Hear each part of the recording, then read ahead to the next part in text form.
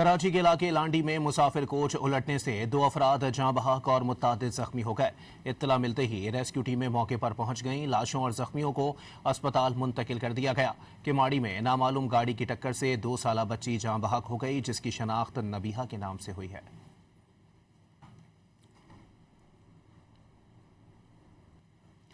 कराची के इलाके लांडी में मुसाफिर कोच उलटने से 2 अफराद जाँ बहक और मुत्तादिद जख्मी हो गए। इत्तला मिलते ही रेस्क्यू टीमें मौके पर पहुंच गईं। लाशों और जख्मियों को अस्पताल मुंतकिल कर दिया गया। किमाड़ी में नामालूम गाड़ी की टक्कर से 2 साला बच्ची जाँ बहक हो गई, जिसकी शनाख्त नबीहा के नाम से हुई है।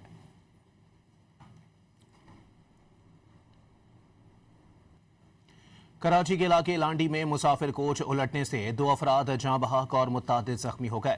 इत्तला मिलते ही रेस्क्यू टीमें मौके पर पहुंच गईं। लाशों और जख्मियों को अस्पताल मुंतकिल कर दिया गया। किमाड़ी में नामालूम गाड़ी की टक्कर से 2 साला बच्ची जाँ बहक हो गई, जिसकी शनाख्त नबीहा के नाम से हुई है।